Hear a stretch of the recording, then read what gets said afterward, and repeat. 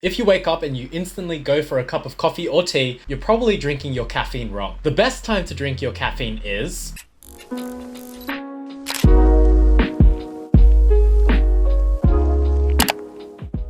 What's happening, guys? Matt here, back with another video. If you're new here, I'm a final year student at the University of New South Wales. And on this channel, we explore ways to be better every day. Today, what we're going to talk about is caffeine. Let's get started. Before we continue, I need to give a little disclaimer. I'm not a medical professional or a dietitian. This video should not be a substitute for professional medical help. This is just my 2 cents and what's worked for me and a little bit of research to back what I'm saying. The benefits of caffeine have been long documented. In the appropriate amounts, caffeine can improve your alertness, your concentration, and can aid in weight loss. However, there are some downsides that come along with caffeine. For example, you can have elevated heart rate, you can have insomnia, and you can have chronic anxiety. So it's kind of like a double-edged sword sometimes. Using caffeine correctly can allow you to have all of the upsides with little to none of the downsides. However, in order to reap these benefits, you have to take it properly and at the right times. If you're like me, you probably drink a lot of coffee or tea. I don't drink coffee, I'm powered by the energy of the universe.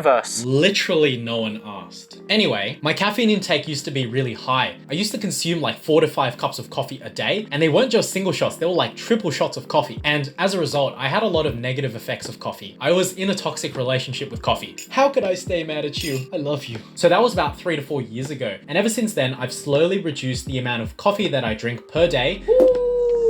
Honestly, this was really difficult for me to do. The way that I achieved this was I replaced my old habits for new habits, which allowed for me to slowly quit coffee. Now, if you happen to be interested in some of the habits that I've developed, have a look right here. Otherwise, let's keep the train rolling. How many cups of coffee or tea do you guys have per day? Or are you powered by the energy of the universe? But the dew of a single ginkgo leaf and the energy of the universe. Let me know down in the comments below. I'd love to hear. Ever since then, I've been looking for the best way to have coffee, and I don't mean cappuccino or latte, but instead what I mean is how and when. If you're wondering, I am a big old cappuccino guy, almond milk with 2 equals. The best time to drink coffee is not as soon as you wake up. The reason why you shouldn't do this is because when you wake up, your body releases a hormone known as cortisol. Cortisol comes from the adrenal gland, which is a little higher than your kidney. And aside from being the body's stress hormone, it's also your natural alarm clock. Have too little cortisol and you'll be super tired, too much and you'll be bouncing off the walls. Apparently, cortisol levels are highest from 7 to 9 a.m. with a peak at around 8:30 a.m. After this, your cortisol levels start to drop and continue to drop until the nighttime. The best time to recaffeinate is when your cortisol levels start to drop so that you can get another peak. Did somebody say peak?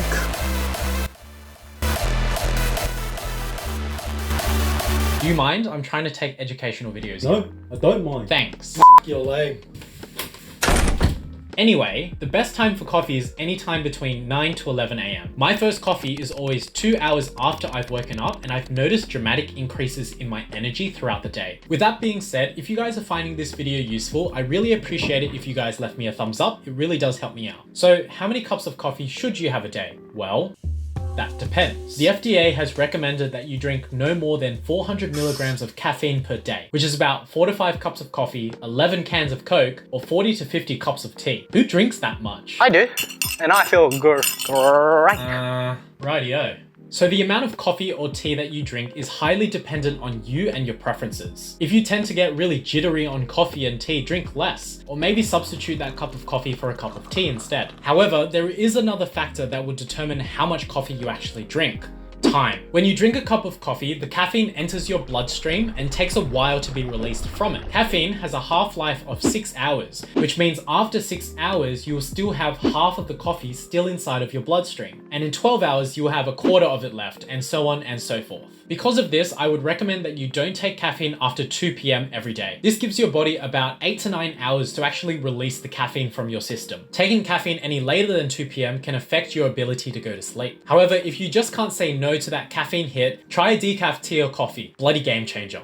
However, please note that decaf tea and coffee still has a little bit of caffeine inside of it and may affect your sleep. If you guys are interested in some tips to be better every day, check out this video right here. I'm also on Instagram and Twitter where I put all the behind the scenes. All my links are down below. I'll see you guys there. Thanks for tuning in today, guys, and I'll catch you in the next one. Peace.